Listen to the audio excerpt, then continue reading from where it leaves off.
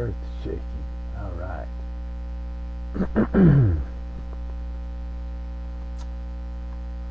Alrighty, it's 9 o'clock, and welcome to On the Bench with Big Jim.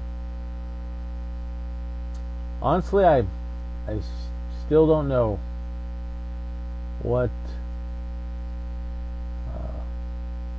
this show is about, but I hope it's something that can help someone, maybe entertain them for a while. Good morning, and welcome to On the Bench with Big Jim. It's an honor to be able to do this, and how you doing, Pepe? Good to see you. So how are you doing? How is your spring wrestling going?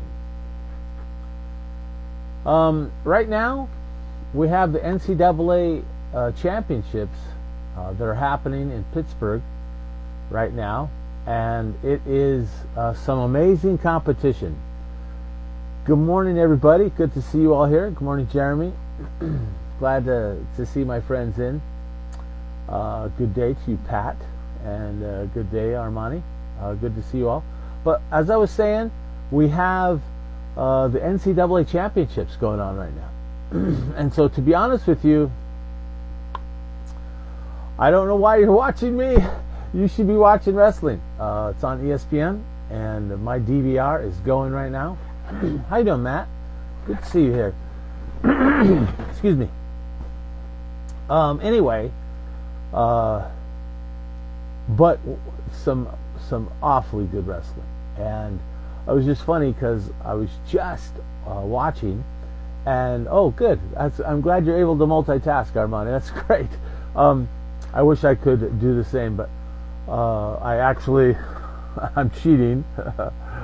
I have the brackets up right here, the flow brackets up. Anyway, the view, the desktop. Anyway,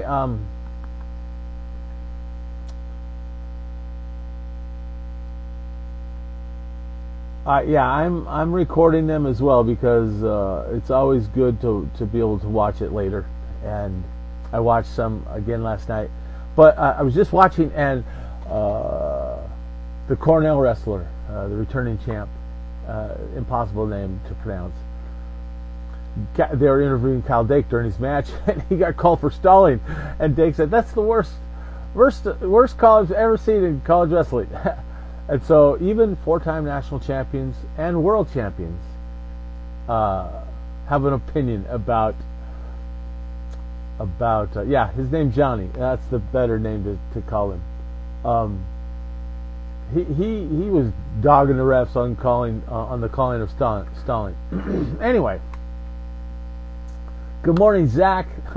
I think, Zach, are you in Mexico? That's great that you're in Mexico. But anyway, in talking about the NCAAs,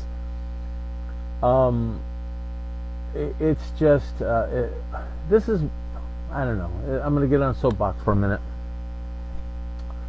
This is incredible in viewing entertainment. These guys are so talented and high skilled, and they get this short 3-day window where ESPN covers them. And really, honestly, the coverage, and it's hard to cover 8 mats at once. It's impossible to cover 8 mats at once on a TV show. And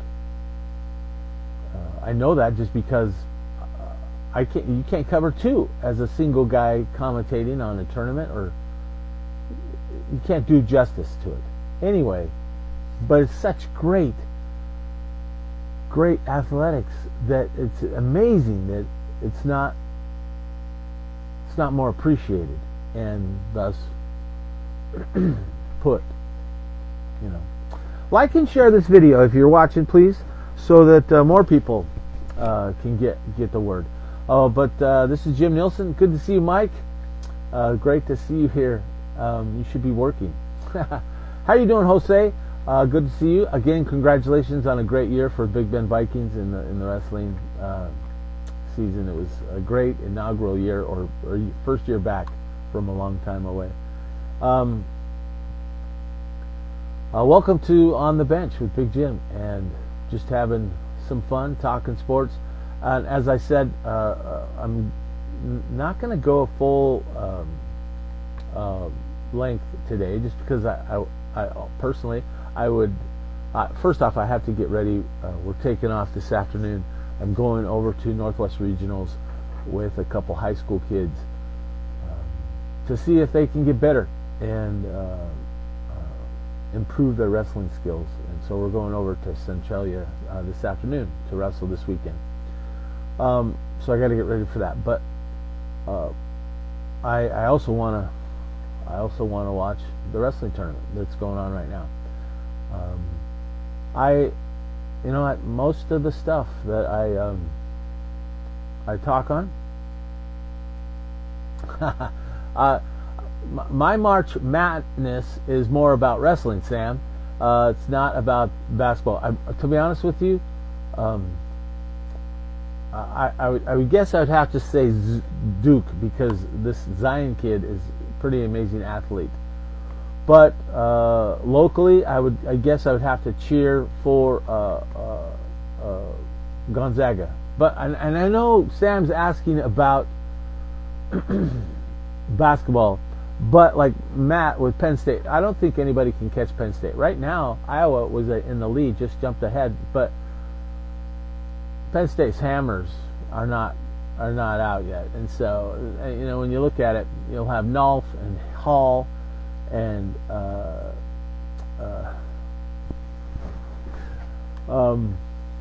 Nichols and Casaro. You got that's 5 in the semis, easy. That's just off the top of my head. And so Penn State, I don't see anybody. I think everybody's going to be battling for second place in this wrestling tournament. As far as individual champions, well, I'll tell you what. It's going to be looking at some of the quarterfinals, and we're gonna bring in our first guest today, as we have Mr. Marc Kaye of the Gut Check Challenge. Will be my first and only guest probably today. But anyway, how you doing today, Marc? I'm good, Jim. How are you? I'm doing really good. So I've been talking the NCAA Wrestling Tournament, and have you had a chance to do any watching of the tournament yet? I have. I'm traveling, and this is the first year in, I think, 6 years that I haven't been at Nationals, which is a total bummer. So I've been connecting from hotel room to hotel room through my laptop to watch ESPN, and been able to see, some, not much, of course, but been going back later in the evening last night and watching some of the matches I wanted to see. And that's the nice thing, that you're able to do that when you have the access, which is a wonderful thing with Flow Wrestling and ESPN3, to be able to watch those things. Right now, my DVR is burning up just by making sure I get all of the sessions that they're airing on ESPN. Right. Yeah, while you're doing your live show, you gotta. Yeah, I know. I don't know. I don't know if I can justify doing this show when I would rather be watching it and taking away from other people the opportunity to watch live wrestling on ESPN.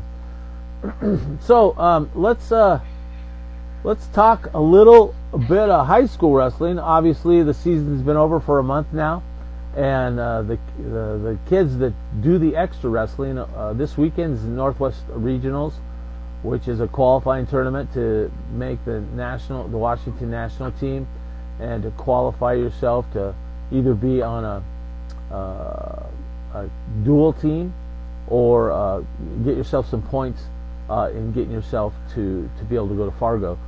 What and your son's been wrestling some too, hasn't he? Yes, he has. He kind of a tricky question there.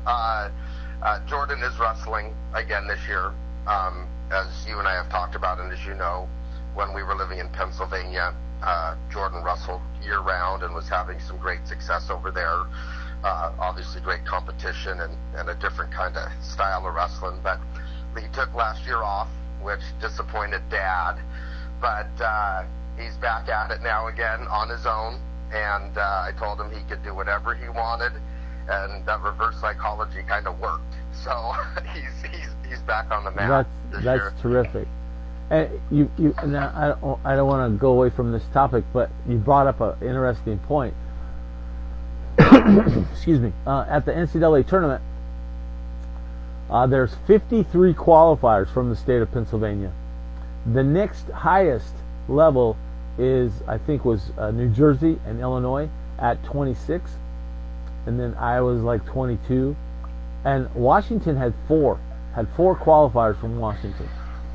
Give me your opinion on why there's such a disparity. I have my opinions, but tell me what you think. Well, before I moved from Washington to Pennsylvania, I had my opinions just based on, like what you were talking about, numbers and results.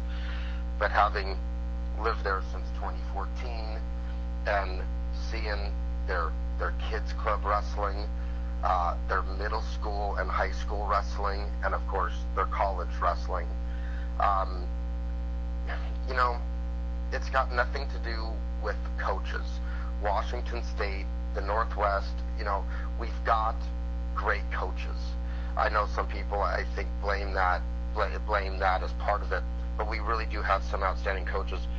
The kids at such a young age in Pennsylvania really eat, breathe, and sleep wrestling, and they get up in the morning, at a young age, and go for a workout, and then go to school, and they do their school thing, and then after school they go to practice, and they do this year round, just like the officiating. When I officiated in PIAA, it was a year-long thing. It wasn't just during wrestling season. So we had clinics every month. We had to have a certain amount of clinic time off season to qualify for good spots during the season. And the kids are the same way. They just eat, breathe, and sleep it. And I know we've got some of those kids too, but it's few and far between. And I think that's the first factor. The second factor is college wrestling. It's in their face. All those kids and middle school and high schoolers every Sunday are going with their friends and teammates and parents to any level of college wrestling, whether it's D1, D2, D3, and there's just so much college wrestling. It really is a goal for these kids to make a college wrestling squad and have success, and that's a lot of drive. That's setting up a goal right there, and it's been a battle here. It's no secret. Washington, Oregon, Idaho, obviously, the Northwest is struggling and has for quite some time with college wrestling, and that's the second major factor. I believe those two things are really, the kids in Washington, they love to wrestle. We've got some great wrestlers. We put out college wrestlers. The last couple of years, I think the senior classes, we've had a number of D1 guys, and it may not be the numbers that you mentioned earlier, but it's not the fact that there isn't good wrestling here, it's just a lot less. Right, and the stat that I heard yesterday watching one of the broadcasts was that there are 12 Division I programs in the state of Pennsylvania, and Washington has 0. And the only programs that the state of Washington has is that Highland has a junior college program, and then Grace Harbor and Big Bend have programs through the NWCA, which and PLU as well. And PLU, excuse me. But that's not enough. Washington State, Washington, Eastern Washington, they have club teams, and they could pull the trigger and do this, but I believe you have to have an administration or somebody in the administration that's going to fight for these programs. One of the things, the old excuse was Title IX. I lived through Title IX twice, in that Idaho State dropped their program, which I was an active participant and actually had to transfer to be able to continue my career. And then several years after I finished at BYU cut wrestling, and the excuse was Title IX. But nowadays with women's wrestling, the uptick and the interest in women's wrestling, you can bring in both programs, just like Big Ben did this year. Yeah, absolutely. Title IX was a big thing when I grew up in the late 80s and the early 90s, and it's I don't want to say non-existent now, but the field is even keeled now, and especially when we're talking wrestling. When I speak to college administrators, it's funny you said finding administration that fight for you, because it used to be there weren't any wrestling folks or fans in administrations. Right. Over the past 5 to 10 years, we've run into administrations that do have wrestling guys, whether it be an AD or a president. They've themselves wrestled in high school and or college, or even were very successful wrestlers. And boy, you think you just won the lottery. You think you'd won the lottery. You go in. It's not even a sales pitch. You say, hey, let's get this back here in Washington, or what's the holdup here? How can we help the foundation or the community? How can we do this? And it comes down to, well, we're not going to bring back wrestling because we're putting all of our efforts and energies and monies into baseball or football or basketball or what have you. And money is obviously a big issue. You have to have budget. You have to have support, not just from the school, but the local community. And it's really an uphill battle, because a lot of these schools that used to have programs like you mentioned, like even Central or Wazoo, they still have great facilities. They still have the capabilities. They have locker rooms. It's not like they need to build locker rooms to bring a wrestling team in. They've got wrestling mats, and or it's $10,000 for a wrestling mat. It's expensive, but on a college budget and community help, it's definitely feasible. Yes. The electricity is already on in the gym because they're using it for other things, and to bring in a men's and women's program, you would just be alternating practice times, and you would work out a travel schedule where they either travel together or opposites, kind of like how men's and women's basketball does. One stays at home, one goes away. But it's definitely feasible, and you just get every excuse in the book thrown at you, and it's tough to combat that.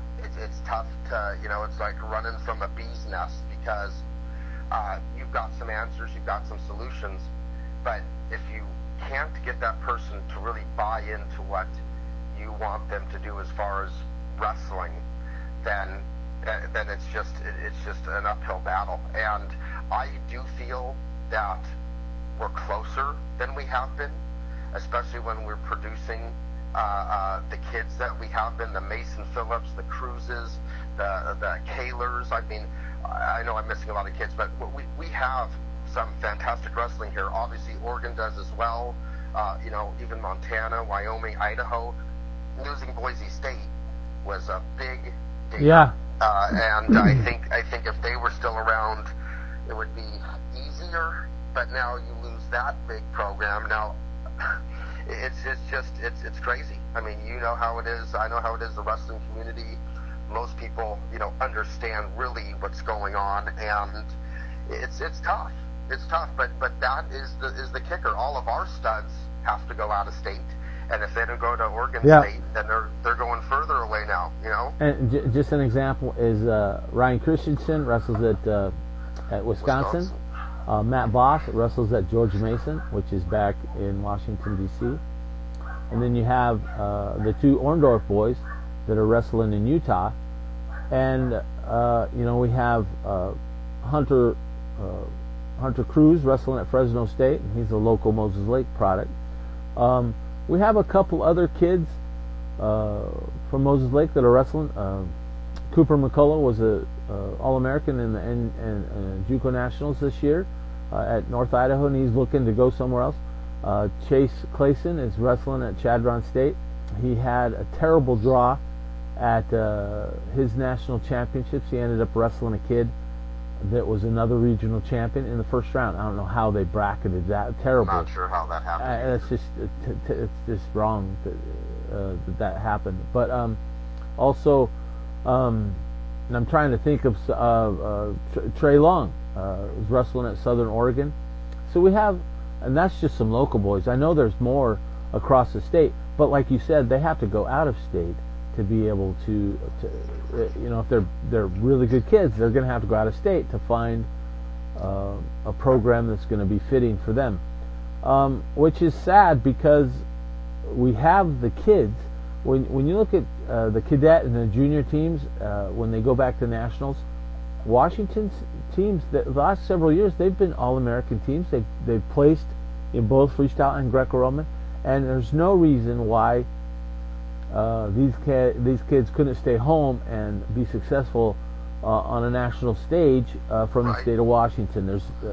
It's just sad to see the narrow-mindedness of, and administrators will talk about costs and budget, those kind of things. Title IX will be brought up, but if you look at the sport and what it does and how it produces good people, you would think that it would be a program people would want to have in their department, their athletic department. Right.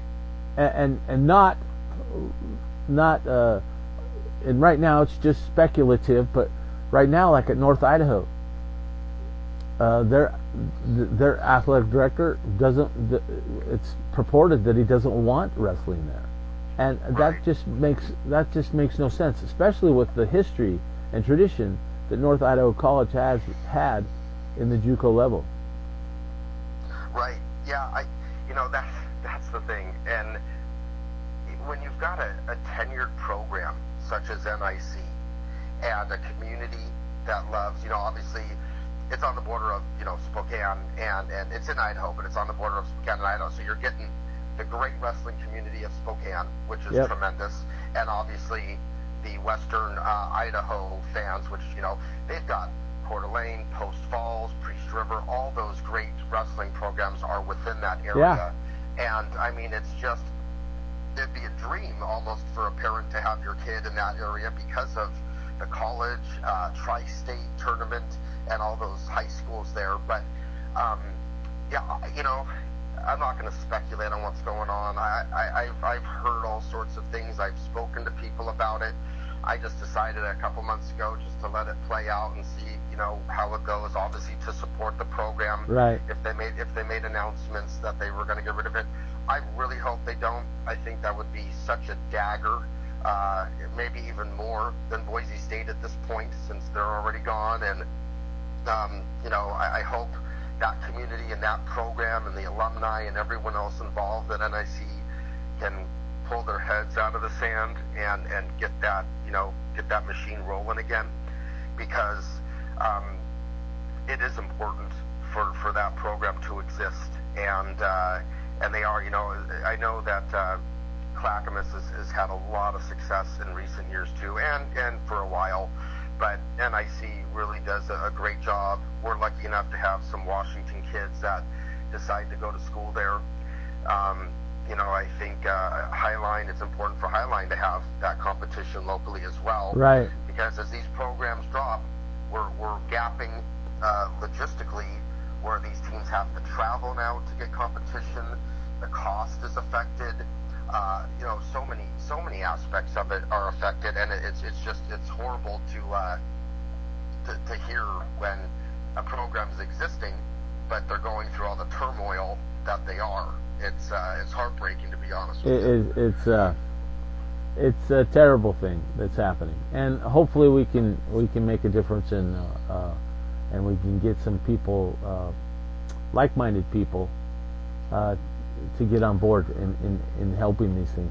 Right. Let's change subjects because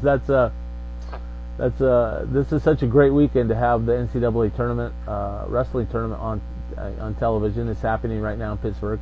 But you're in charge of a high school tournament, and I want to tell you this publicly because I found it to be something that most of the kids that I asked for bios at the Orca Duels, when I was down there doing the Orca Duels, was those that went to the gut check and placed at gut check or won gut check. They listed that as a bio accomplishment. So your tournament that you've turned into the gut check challenge is now a highlight, a tournament of prestige, a tournament of recognition that kids are saying, hey, I won gut check, or I placed at gut check, or I took second at gut check.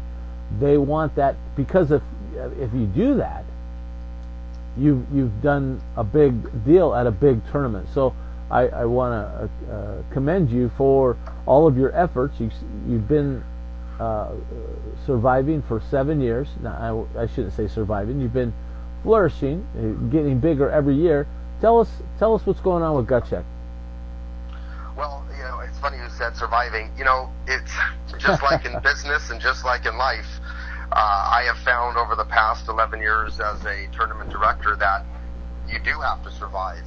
Just like anything else, if you don't put on a good event, you're not going to have teams returning. And right. We just finished up our 6th season, and yes, each and every year it's gotten bigger, it's gotten better. We've gotten more recognition nationally. We have an amazing tournament committee now, which also grows because there's so many aspects. This is a full-time job, this tournament, and I'm proud that these kids want to participate and have goals of winning it or placing it, because it's really tough. It's really tough, and that was the whole goal. I think the first few years, the first year we were a 16-man tournament. I got 16 teams to buy in to what we were going to do. And then the second and third year, we were a 32-man tournament. People saw the competition, and we're like, okay, let's see where this thing's going.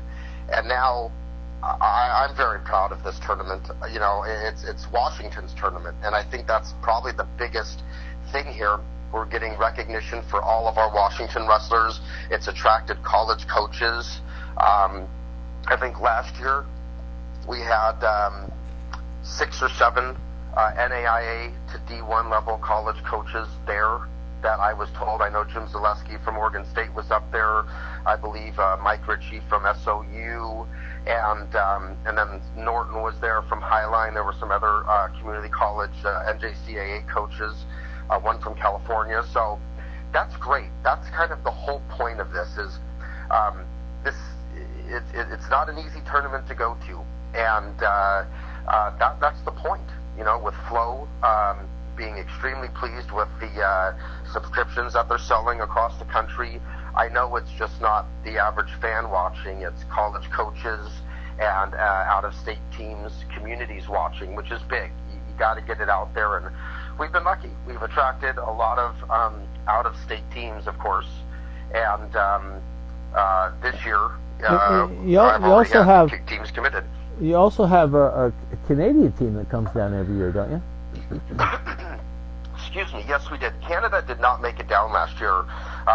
About 2 weeks before our event, they had a change in coaching staff, and that new coaching staff couldn't put it together in time, which was too bad. I felt bad about it because I know they had some studly wrestlers that wanted to come down. But Canada's been with us since year 1. And they participate the night before the gut check in that freestyle duel, which I know you're familiar with, and which gives the gut check kids a chance to really have a good time in that freestyle event. And then they also participate in the gut check tournament, and some of those Canadian kids, those Pan Am champs, they've done very well in the tournament. That makes it kind of give it an international flair when you have those kids come down. Well, remember, 3 years ago we had the Japanese world team. Right. And that was absolutely insane. Those kids were phenomenal. Those kids are the ones that are going to be wrestling for Japan in the next Olympics. And they were absolutely fantastic. And it was great experience, too, for our kids and for them. Do you see much Do they have a difficult time switching to folk style? You know, I'm going to say yes and no. These kids, you know, as far as the Japanese go, you know, they wrestled more than they went to school. So they went to school during the day for, I think, 4 to 6 hours, and then they wrestled for like 6 to 8 hours a day. And it's all freestyle. However, you and I both know that even changing styles, there's still a basic level of wrestling.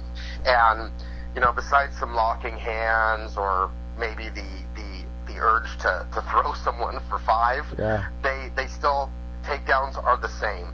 You know, defense is mostly the same. So the basic sport of wrestling is there, and the Japanese and Canadians, for that matter, they switch over. You know, they switch over, especially the Canadians, because even though they wrestle from birth through high school and freestyle, even the colleges, obviously in Canada, as well as the U.S., where those Canadian kids are going to go to school, they have to switch over to collegiate, right? Because that's what. So they do collegiate tournaments over in Canada. They really enjoy Simon coming to our tournament Fraser's because of it. Simon Fraser has a really strong wrestling program, and I mean, we've had the Hanson kid and the McLean kid from Spokane wrestled up there. Simon Fraser, I think. I want to say McLean. Yeah, and Cleet Hansen. I think Cleet still coaches up there, if I'm not correct. But yeah, you know, having that changeover. In fact, Oregon State's heavyweight that's in the quarterfinals right now. He is he's going to be wrestling Gable Stevenson, but he is on the Canadian national team, Deshi. And yep. So he has he got to this season a little bit late because he was wrestling for Canada. But the changeover can be had and can be done. You just got to think about it a little bit. But as you said, it's year round, and so you're currently still working on contacting teams and coaches and getting a little jump start on next year, because this just doesn't come around, you know, at the end of December and you roll out the mats the first weekend. Is it the first weekend of January? It is. So it's the way to start the year off right. Right. Well, you know, the biggest thing for us is because we do.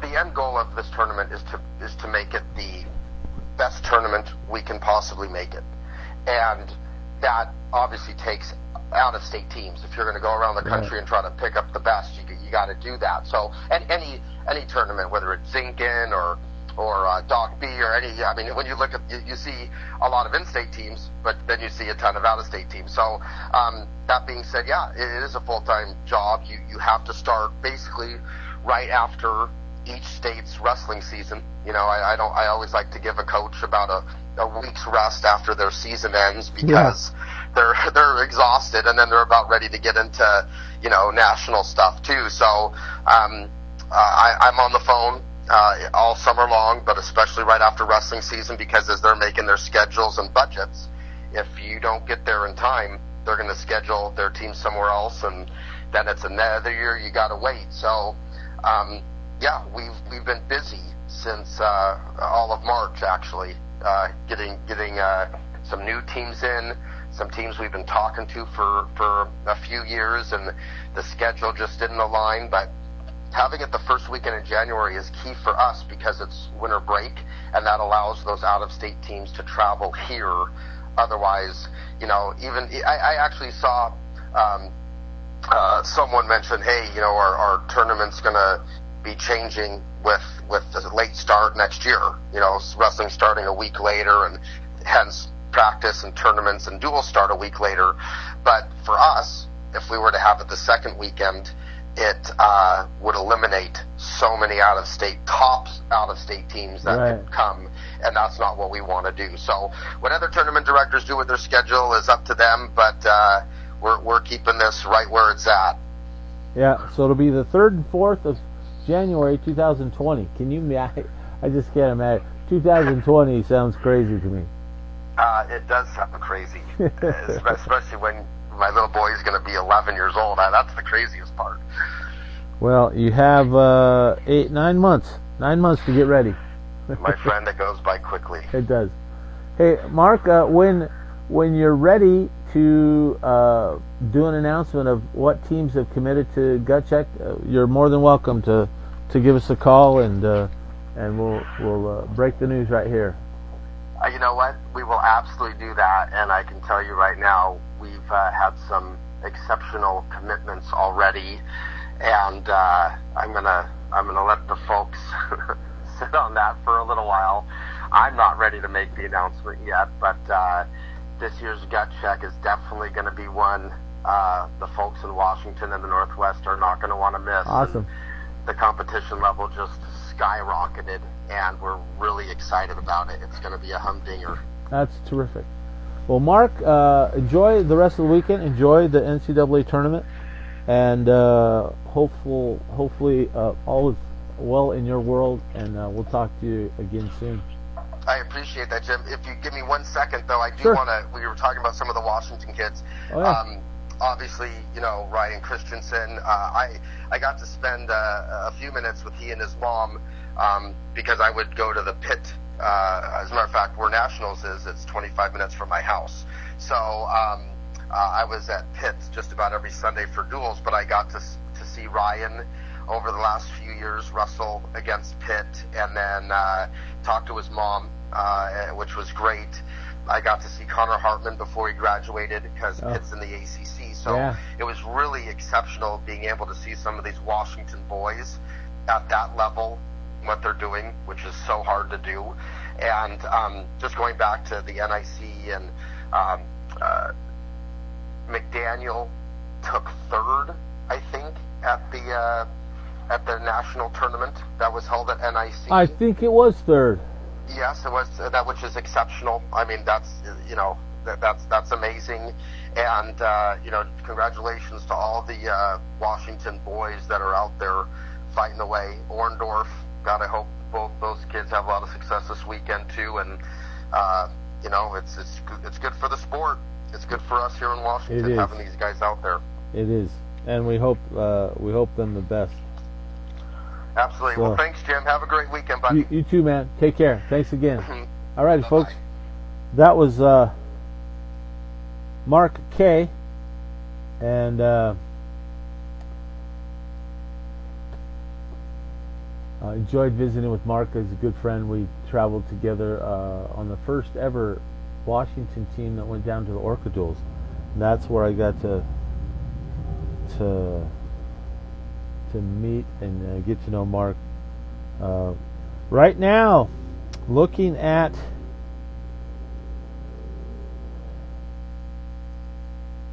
I don't see any Washington guys out on the mat right now.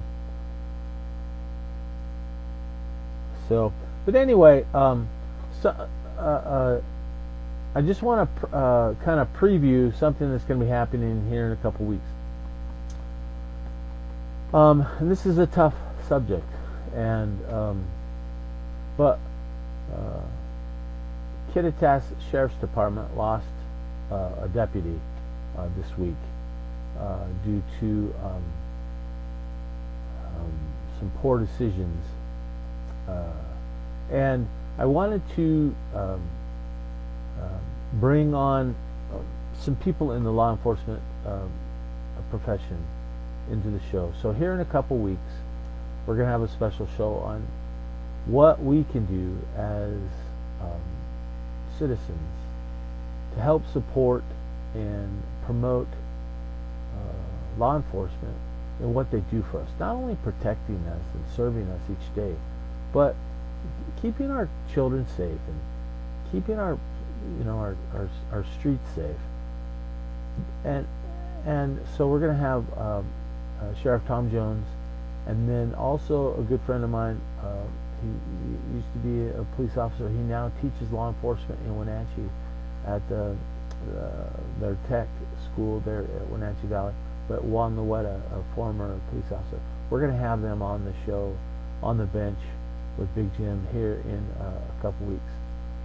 I just wanted to let everybody know that I've been thinking about that. I wanted to throw that out there just so you know that that's something we're planning on. And I want to give you an opportunity to post here on the post on the show. If you have an idea for a show, something of interest that you would think would be interesting to other people, either contact me, and all my information is how to email me or contact me on Twitter. My phone number, you can text me or call me, and I'd be more than happy to look into your ideas. I'm open for ideas. This is it's great to be able to do this kind of I don't know if you'd call it a podcast or a Facebook live show or whatever, but it's fun to be able to do this. I'm looking for sponsors. I'm looking for ideas to have people on. It doesn't just have to be sports. That's why I called it On the Bench with Big Jim. It's just me and whoever that we can find and be willing to visit with me about the activity or the organization or the thing that they have going on in their lives that's cool. And so I want to thank everybody for being here with me today and all the shout outs. I want to thank you so much for supporting what I've been able to do, and I hope you all have a great weekend. And like I said in my post, I was trying to keep this short. I'm already 45 minutes in, but there's NCAA wrestling on TV right now, and the quarterfinals and the wrestlebacks, and I want to go watch. So that's what I'm going to do, and I encourage you to do the same. Thank you again. I hope you all have a great weekend. Be safe in all that you do. Look out for somebody else. Be kind to somebody else. Help someone along, and you